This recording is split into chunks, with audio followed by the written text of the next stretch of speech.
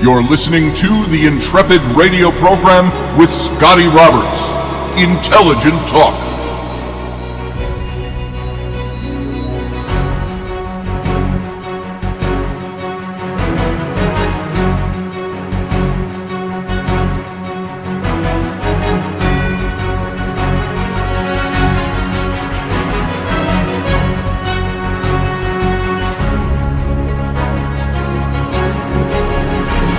Go, folks. This is Scotty Roberts. It's Monday evening. You're listening to the Intrepid radio program right here on the Odyssey Radio Network.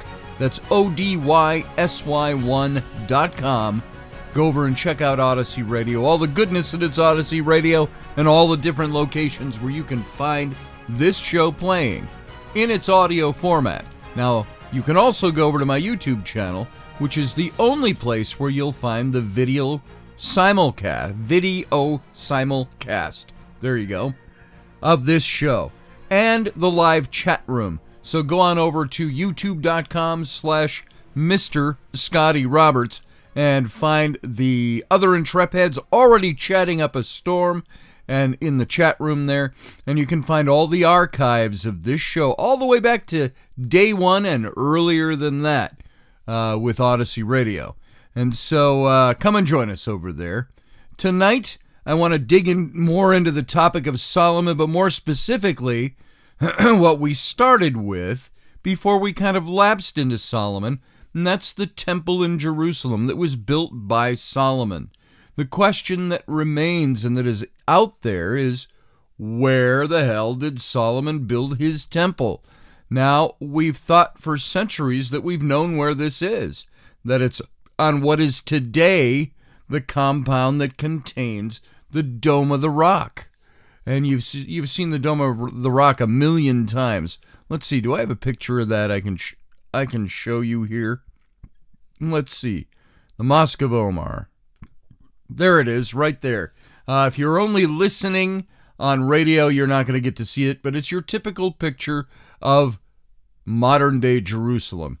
And you're looking from standing on the Mount of Olives, which is across the little valley there, and then you hit the wall of what is now today the Dome of the Rock, that enclosure, and it is said that this was the old temple compound, and that the Romans, when they established their fort in this particular picture, would be way off to the right, and there would be a fortress that was built on the corner of the temple compound. Now, there's controversy today. We aren't allowed to do any kind of archaeological work on what is known as the Temple Mount, this whole compound you see in this picture. And because it's all owned by Islam, by Muslims, and they don't allow excavation there. There is religious controversy. Go figure, say it ain't so, over who owns that property, whose temple was there first, what mosque is there, and that mosque has been there for about 1,200 years or so. So that particular site is what is always believed to have been the temple compound. And as a matter of fact, as we talked about last week, today you can go to Jerusalem, you can go to a part of the wall on that compound that's on the opposite, the west side, which is called the Western Wall or the Wailing Wall, where people go and pray. And this is the last remnant of Herod's temple walls, they say. And so there's controversy that's risen up around this site. And why is it an important site? Why is it so important to place where the temple stands? And some of this is, by the way, wrapped around the whole controversy of Israel or Judaism rebuilding the temple in Jerusalem today. Now, what's very interesting, you can put this in your pot just to let it simmer a little bit. Eschatology, the prophecy of end times in the Bible, talks about how the Jews will rebuild the temple in Jerusalem, meaning that it hadn't stood for a very long time up until the point that it gets rebuilt. Now remember, the temple was the last temple, the temple of Herod, built on the site of the temple of Zerubbabel, who rebuilt his temple after the Babylonian captivity on top of the temple site of Solomon. They were all supposedly built on the same site. That Herod's temple was destroyed by Rome in 70 A.D. When Rome finally got pissed off enough with Israel, it said, okay, you're done. And they leveled everything and said not one stone was left standing on another. And you can read all kinds of history about Herod's temple.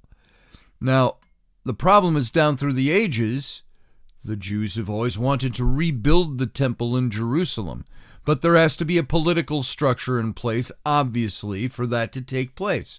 And when they reclaimed the land in the late 1940s, after almost 100 years of settling there, of setting up colonies there, all the history, which I won't get into today because it's long and detailed, all the history of Britain being in Palestine, and Israel being able to come in and reestablish, to settle kibbutzes or these communes for farming, reclaiming the land from a dust bowl, and that eventually in 1948 became Israel.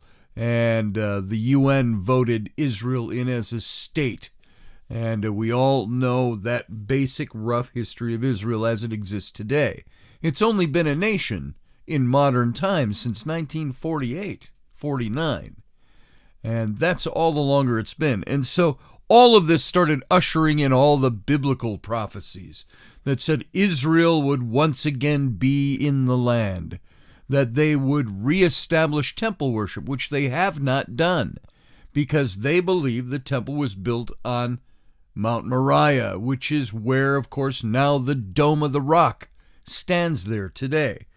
But there's a big controversy over that, is if they want to rebuild the temple, why don't they just move it to a different spot? Well, there is something considered to be sacred and holy about the spot where they built the temple, because according to biblical history, God came down and told David the king, this is the place you must build the temple. And so there are now historians and archaeologists that look at this problem and say that temple may not have existed where the Dome of the Rock is now.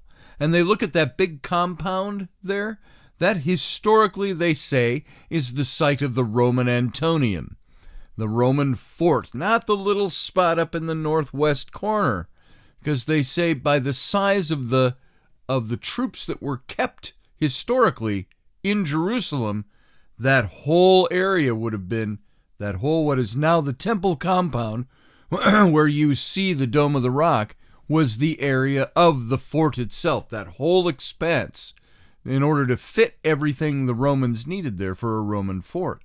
And that the temple was just a step to the south. And so there's all this controversy. And you'll see all kinds of, you look up videos on this, you look up, there was a conference in Jerusalem a few years ago, a conference on discussing the site of the temple from all these different archaeologists and all these different historians. And, you've got a lot of the archaeologists and historians that'll say, it's irresponsible to think that it was somewhere else. And you've got all the modern ones going, no, it's not irresponsible. It was here. Why can't we look at the evidence?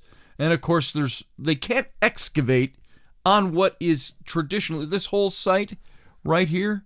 I'll show you that picture again. This whole site right here, that whole compound right there that's enclosed by the wall, that is supposed to be the Temple Mount.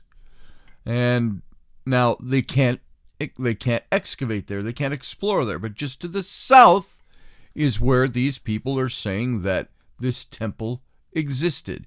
And I think I have, let me see if I've got a map on here. I may have thrown a map. Here, I'm going to throw this one up instead. Take a look at this graphic.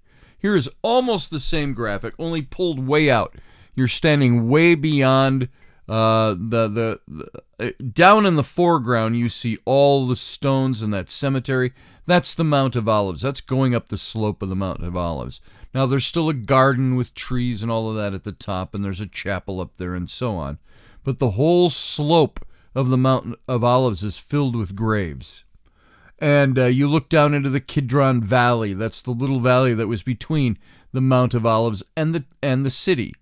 And then you see up above that, you see the temple compound.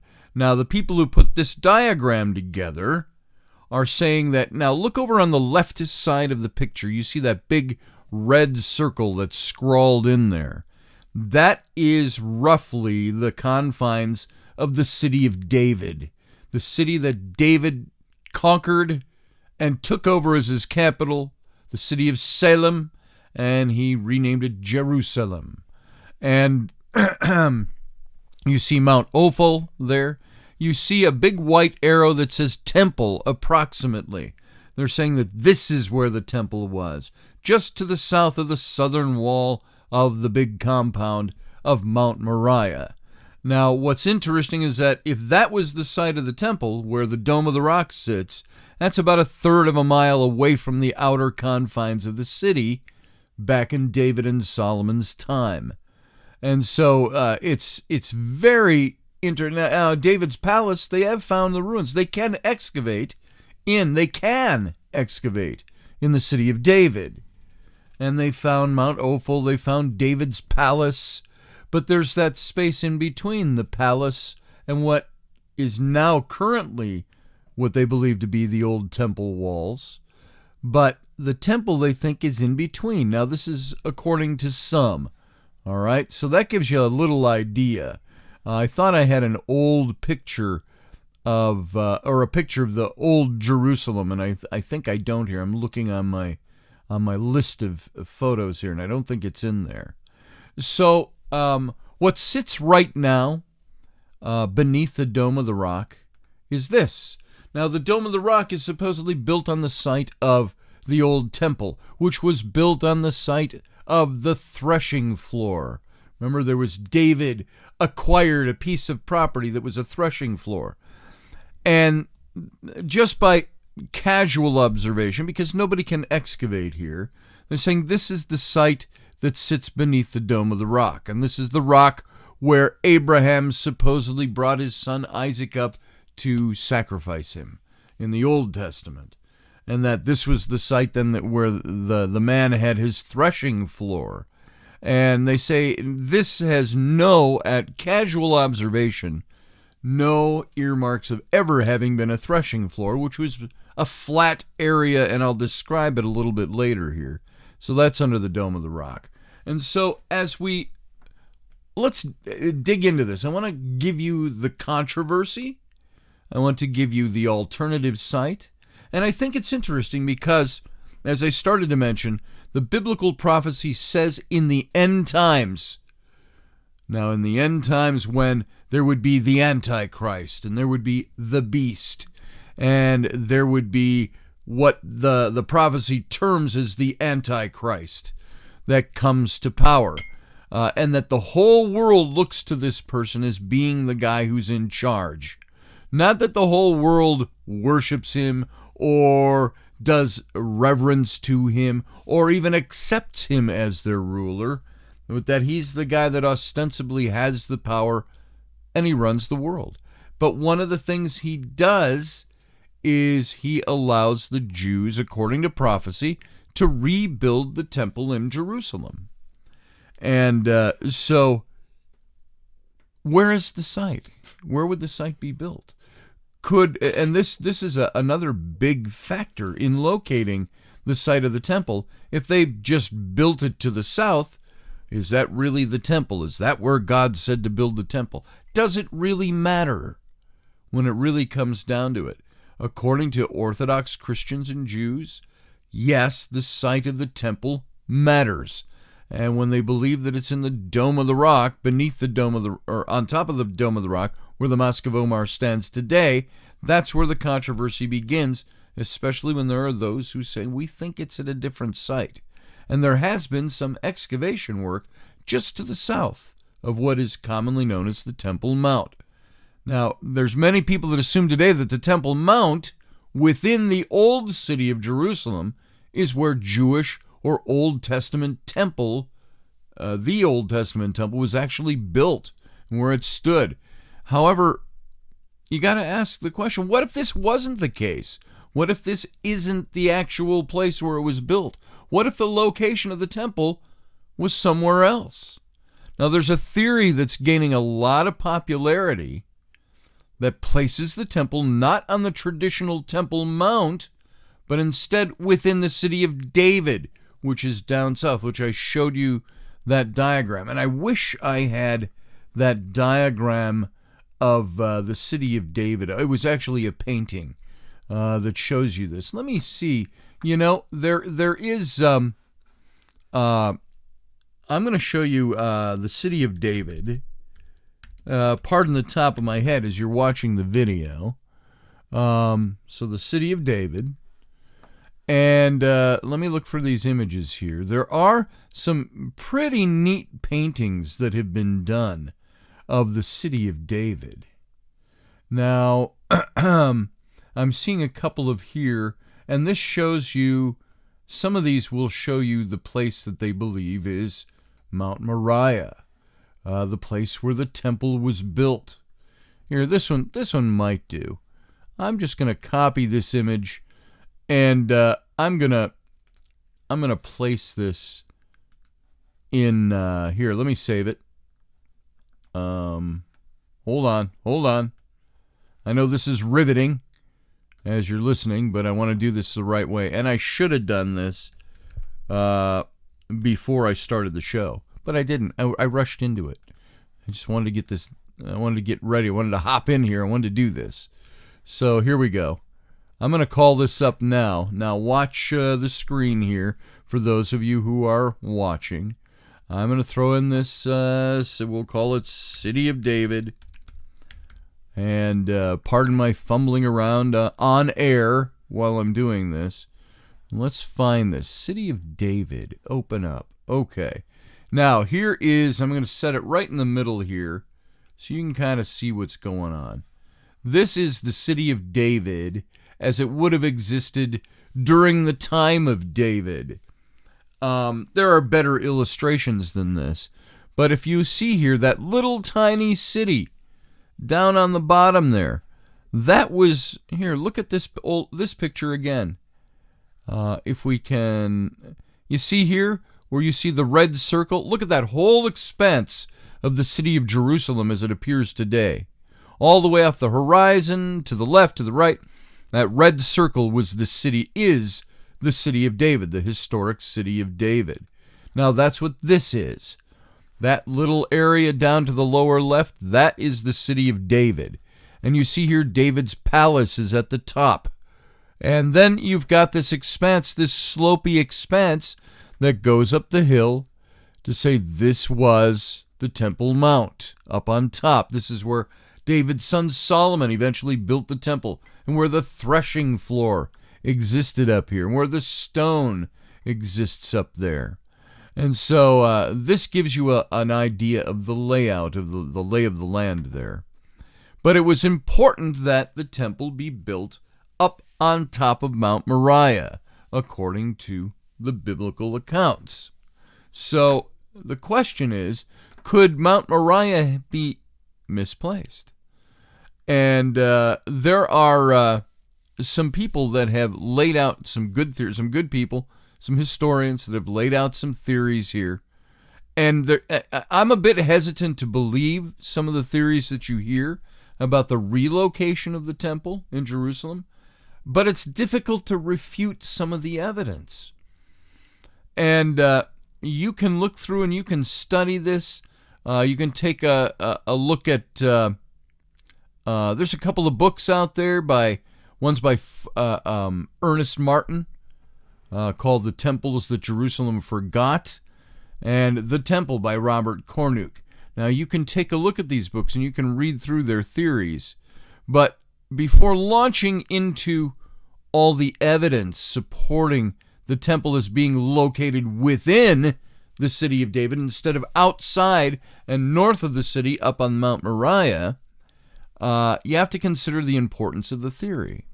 While this isn't a theory that has salvific value to it, meaning it doesn't save your soul, it's not a theological hard point on which to base whatever belief system you might have. But you have to consider the importance of the theory itself. Depending on your belief of prophecy, as I've already mentioned, eschatology, the location of the temple might have far-reaching impact for you or for some others. Maybe even if you are thoroughly immersed in modern Christianity or in Judaism, maybe you've never even considered, well, I don't care where the temple is. Does that really matter? I think more to Jewish people. I don't want to be flippant about that either. It's a much more important issue. But the traditional Temple Mount, now the traditional site, as we've mentioned, contains the Al-Aqsa Mosque and the Dome of the Rock. And both of these buildings are sacred to Islam. And it's for this reason that it's impossible today for Jews to build a third temple, or a fourth, depending on how you view Herod's temple, as a reconstruction or a new construction. It's hard to build on the Temple Mount today, what's considered to be the traditional mount. And as a side note, Muslims call the Temple Mount the Haram esh-Sharif, meaning the noble sanctuary. Now, while it might not be possible for the Jews to rebuild a temple on today's Temple Mount, nothing would hinder them from rebuilding within the city of David. So they could still build their temple. The only reason it hasn't been done yet is all the controversy over the site, and how some believe that the site is the sacred element. And so for this to occur, the Jews would have to acknowledge that the current Temple Mount is not on the location of the temple. So that's why it hasn't been built anywhere else. So considering that the Temple Mount and the Wailing Wall, which is believed to be the outer western wall of Herod's temple, it's the holiest site in Judaism, acceptance wouldn't be very easy, would it, if you come up with an alternative site?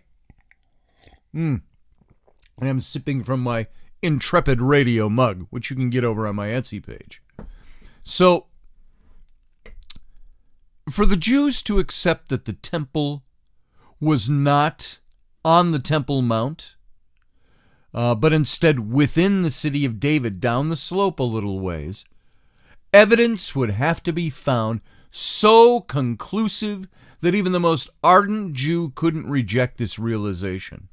So while this may never happen, considering the current excavations occurring within the city of David, the thought of such evidence being found within is really fully within the realm of possibility.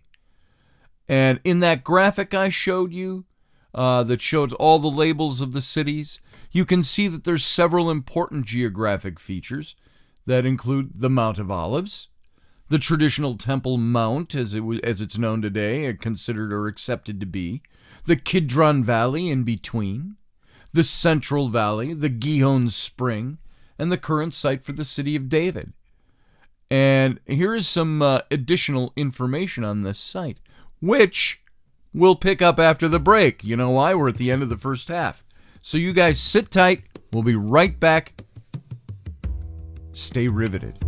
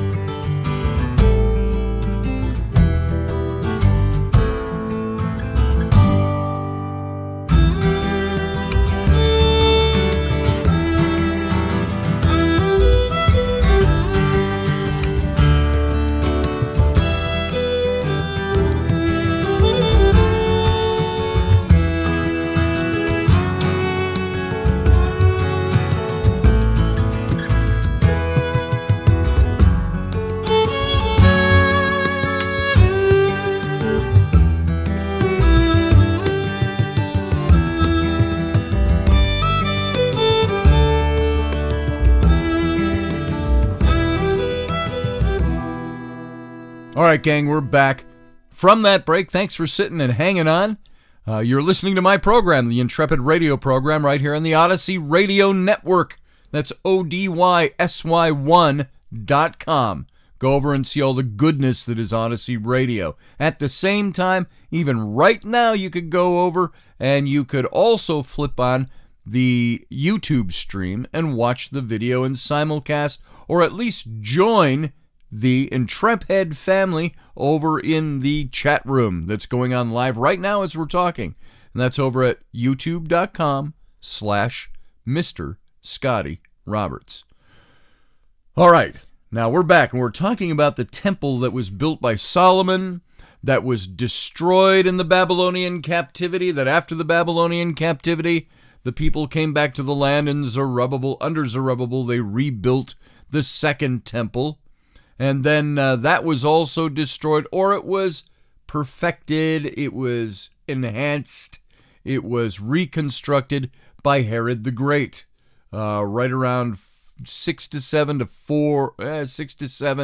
BCE. And so that's referred to as, again, the second temple, just reconstructed, or it's the third temple, they call it. But that's the temple that was destroyed by Rome in 70 AD, leveled to the ground, never built again, and the Muslims came in and built and took over the place and built their own mosque there, and the Dome of the Rock, the Mosque of Omar. And this is where the controversy begins, now that Israel is once again a state there, and has been for about 73 years, that this, a little over 70 years, okay, if we're going to be accurate, 71 years. And if this is actually the site, they can't rebuild their temple there because of the Islamic presence there and the way the land was divided when the UN voted them nation's status back in 1949. So all of that history aside, which we covered in the first half, just briefly, just a drop in the bucket of the history behind that. Maybe someday we'll go into that because it's very interesting. Start looking at the Balfour Declaration.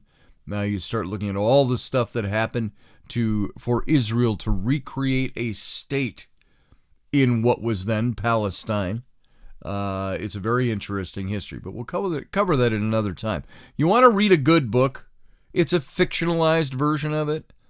Read Leon Uris's read his book, Exodus. They made that into a movie back in the late 50s.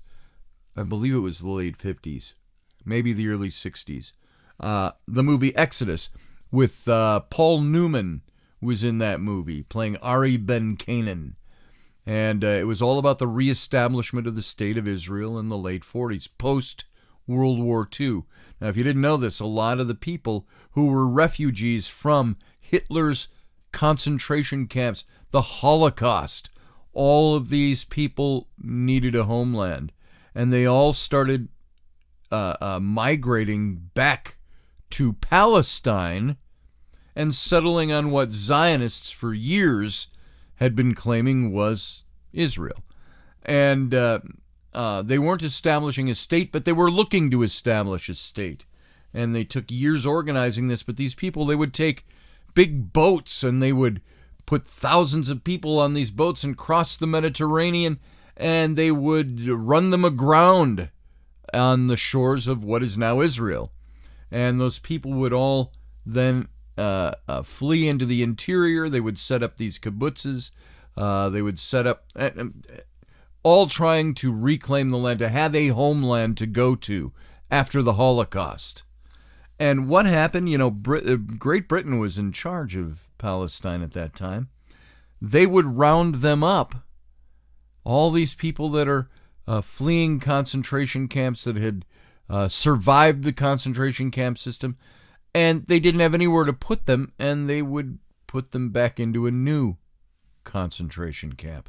Now, they weren't to be exterminated. It wasn't the same kind of deal. But imagine coming from concentration camps like Auschwitz and Bergen-Belsen and some of these other, I used to be able to rattle them all off the top of my head.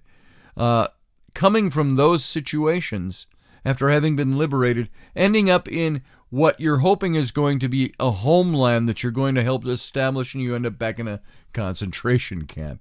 At least it was run by decent people, but they didn't know where else to put them. Kind of like on the southern border of the United States. People call it a concentration camp. It's nothing of the sort. Holding facilities. It's like, what do you do with these people when they're coming in? Where do you let them go? And so it was that similar type of a situation. You can have your political opinions on that all you want. So this is what happened for the reestablishment of the State of Israel.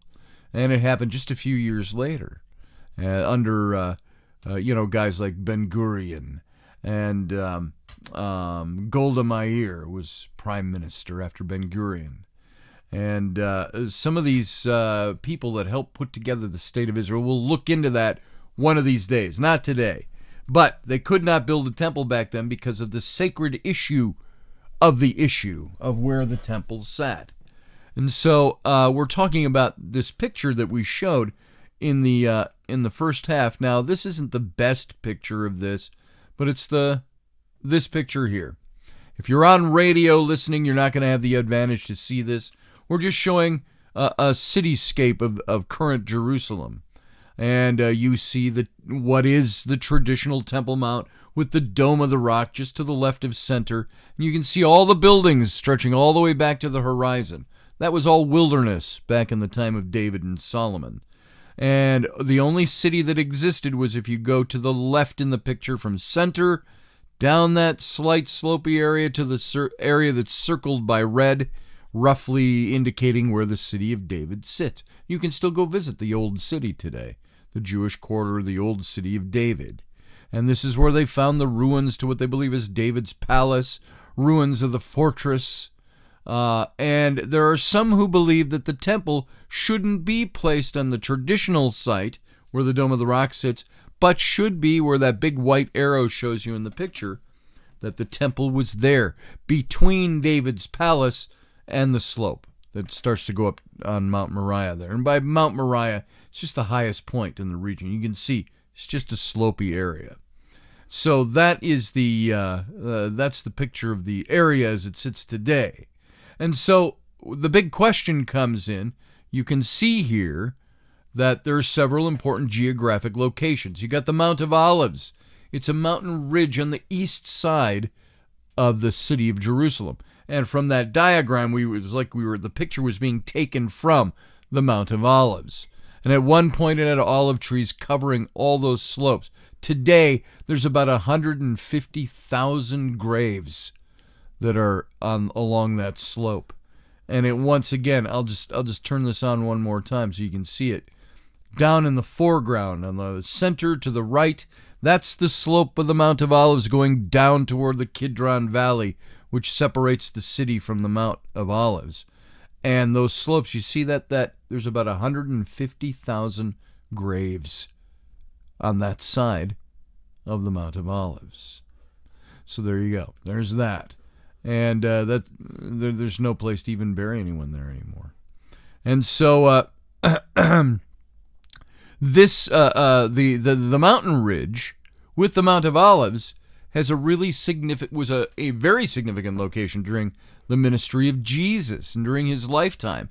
It was the place where he delivered his Olivet prophecy and where he retreated hours before his death and where he was arrested while praying in the Garden of Gethsemane at the top of the Mount of Olives. So the traditional mount, Temple Mount, is where many believe the Jewish temple once stood. And again, Muslims call this place the Harem Esh-Sharif. It's translated as the noble sanctuary. And both the Al-Aqsa Mosque and Islam's third holiest site and the Dome of the Rock reside on the traditional Temple Mount. The Kidron Valley, that little valley that was down between the Mount of Olives and the old traditional temple compound, that separates Jerusalem, including the city of David and the traditional Temple Mount, from the Mount of Olives. And this valley continues east through the Judean desert and toward the Dead Sea. And it's a north-south valley now, but it curves up and continues east. And the Central Valley, also called the Tyropian Valley, or it was vernacularly known in its day as the Valley of the Cheesemakers. I'll bet you'll never guess why. It's a rugged ravine on the other side of that Temple Mount, toward the city now, and the west side of the city of David, the ancient city of Jerusalem, and it marks its western boundary, as the Kidron Valley does on the east. So you've got the Kidron Valley on the east, and the Tyropoeon Valley, or the Valley of the Cheesemakers, over on the west, and those divide the city up, and the city of David is kind of down between those two valleys, down at the south end, down the slope, and the Temple Mount, or Mount Moriah, is at the top. And so the Gihon Spring is along the Kidron Valley, near the ancient city of David. And we talked about that last week when I showed you pictures of the Pool of Siloam, which was fed by the Gihon Spring. And they tapped into that spring in ancient times to feed water to the temple and to the city of Jerusalem. And that spring still exists today. It still feeds water, fresh water, to the city. And the name Gihon comes from the Hebrew gihu, which means gushing forth. And it's one of the world's largest intermittent springs and made life possible for ancient Jerusalem. And so while the water from the spring was used for irrigation in the Kidron Valley, it was also central to temple worship. And we'll look at that another time, maybe further down today yet, if we get there. So the city of David is the location for the ancient Jebusite city that David conquered, and he renamed it the city of David, or Jerusalem. And it's approximately 12 to 13 acres in size. And it begins at the Milo, which is the ravine that separated the city of David from Mount Ophel. Let me one more time, just so you get this. I'm going to throw this chart up there. You can see where the big red circle is for the city of David. Outside that red circle to the right, almost to the center, this is that area. And Milo is the area that would be right up at the top of that slope and into the walls of the compound. Mount Moriah would be where the Dome of the Rock sits. So those are the locations that we're talking about when we talk about this. This is just getting a lay of the land. And so today, the city of David, that lower portion in the red circle, that's an Israeli national park. And it's a major archaeological site. There's archaeology all over the city of David. There are people that live in the city of David, shop owners in the city of David. But there's archaeology going all over the site. And archaeologists have discovered many subterranean tunnels, reservoirs, an ancient room that was used for animal sacrifices, and also discovered underneath the city of David is Hezekiah's tunnel, which we talked about last week, and the Gihon Spring. And on the southwest side of the city is the Pool of Siloam. Now, the city of David is what is referred to as Zion. This is the city of David. And you have to start looking for the real Temple Mount by turning to the biblical scriptures. And as with so many other truths that are contained in these books, well, truths if you are a believer in Judaism, a believer in Orthodox Christianity, you have to unlock it by the whole mystery of where the temple stood by going back to the pages of the scripture and seeing what is detailed there by way of history, geography, all the locations, all that, and so on.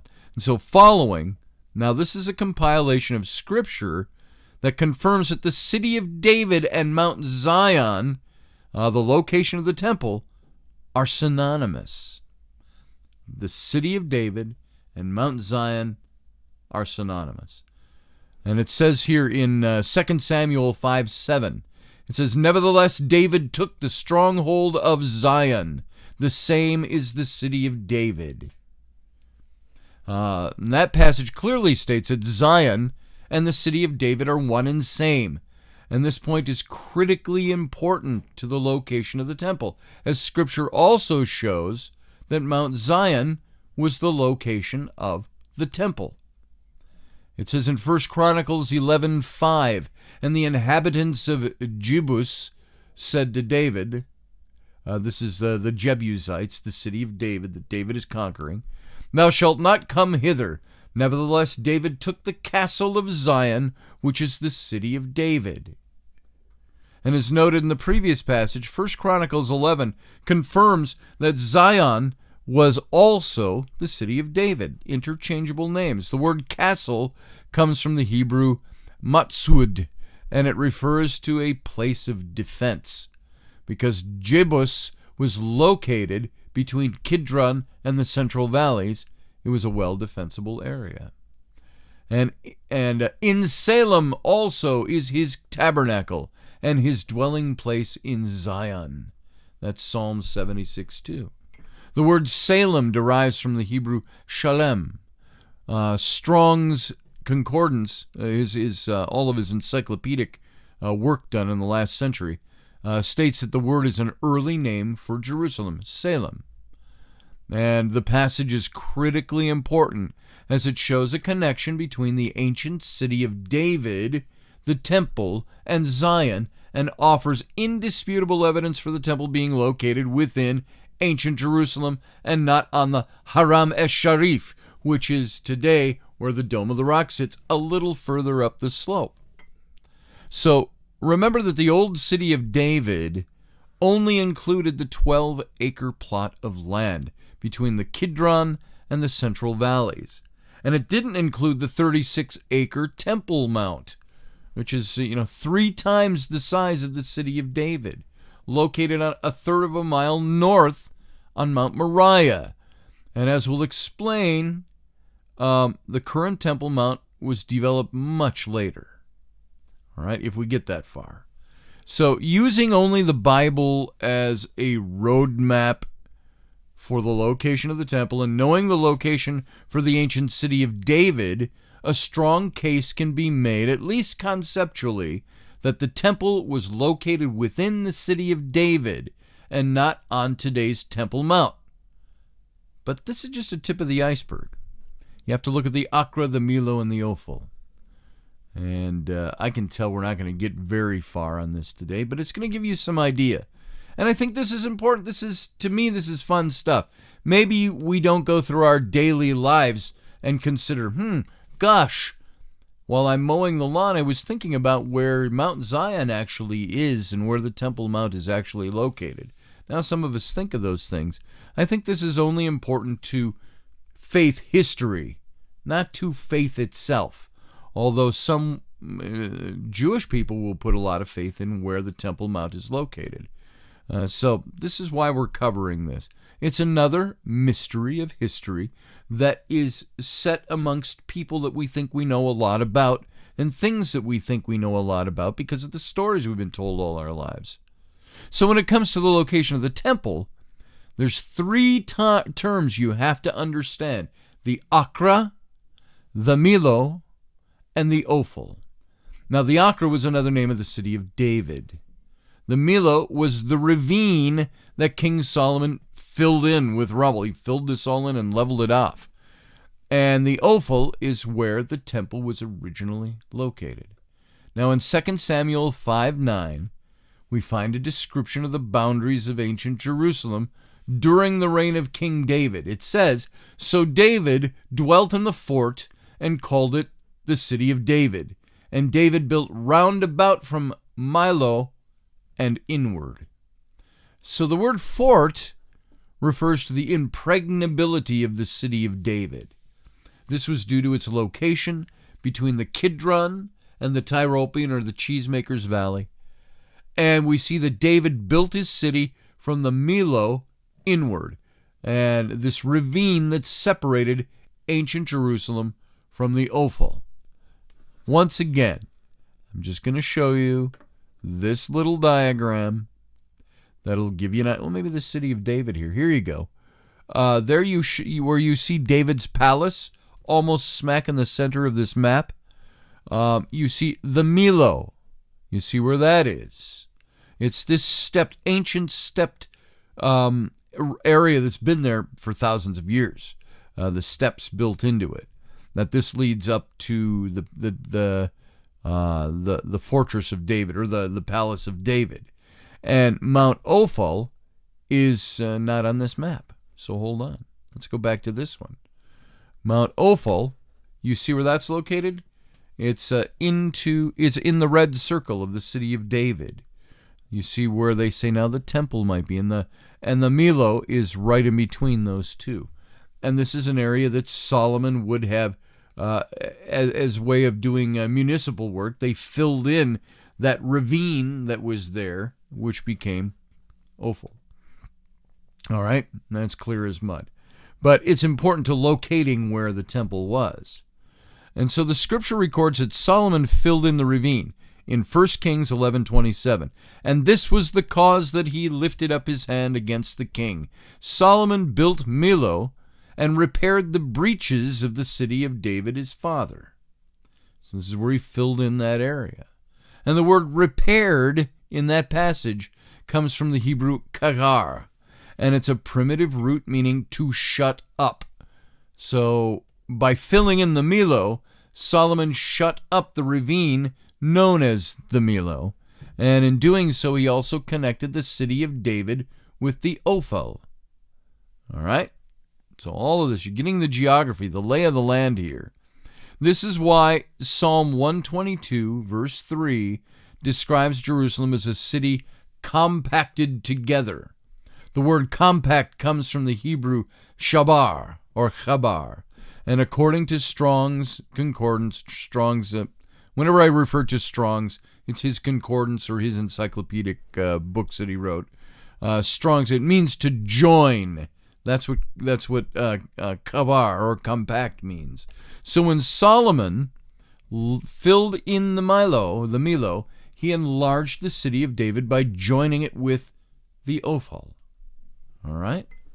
So now, what connection do the Millo and the Ophel have to the temple? Well, according to 1 Maccabees, now this is an apocryphal book that was removed. You'll find it in some Catholic Bibles, but it was removed again under the councils convoked by Constantine and following emperors, the following Roman ecclesiastical get-togethers. And in 1 Maccabees 13:52, the Ophel is the location of the temple. And the KJV, the King James Version of the Bible, with the Apocrypha, reads this: Moreover, the hill of the temple that was by the tower, he made stronger than it was, and there he dwelt himself with his company. As a secondary reference, the Catholic Study Bible states, he also strengthened the fortifications of the Temple Mount alongside the citadel, and he and his people dwelt there. The citadel of David is right next to the palace of David on the map. So they say the temple ran alongside the citadel, which the current traditional Temple Mount up on Mount Moriah comes nowhere near the citadel of David. So even though Maccabees is not considered an inspired or a canonical piece of scripture, it still offers this invaluable historical insight during the time of the Maccabees and the Hasmoneans. And so as it's seen in both of which we've talked about in the past, so I'm not going to get into them. So as seen in the citation from the Bible that I just quoted, the mount or the Temple Hill was located alongside the tower of the citadel. As 2 Samuel 5:9 shows, the fort or the citadel refers to the city of David. So David dwelt in the fort and called it the city of David.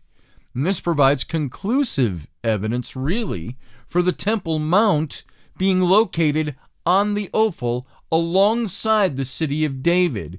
This also places the biblical Temple Mount approximately a third mile south of the traditional Temple Mount that you see when you go to Jerusalem today and look at the Dome of the Rock. So these passages out of the Old Testament seem to indicate that the temple itself ran alongside the wall of the citadel. Right now, if you go up to the Temple Mount, the wall of the citadel is about a third a mile away from the Temple Mount, what they're calling the Temple Mount today. So now you can also look at the biblical Ornan's threshing floor. Now, when I did my series on David, we talked about Ornan and his relationship to David, and how David acquired his land in order to eventually build the temple. And it was all peaceful and loving in the story in the Bible. But this is an apologetic. You start looking at that deeper, as we covered. You can go back to my series on David, and you can find that particular episode where we talked about that. I think that there was a threat hung over Onan's head. But there was a biblical clue to the location of the temple is the threshing floor of Ornan. He was a Jebusite who still lived in the city. And this threshing floor is found in 2 Chronicles 3:1. Then Solomon began to build the house of Yahweh at Jerusalem in Mount Moriah, where Yahweh appeared unto David his father, in that place that David had prepared, in the threshing floor of Ornan the Jebusite.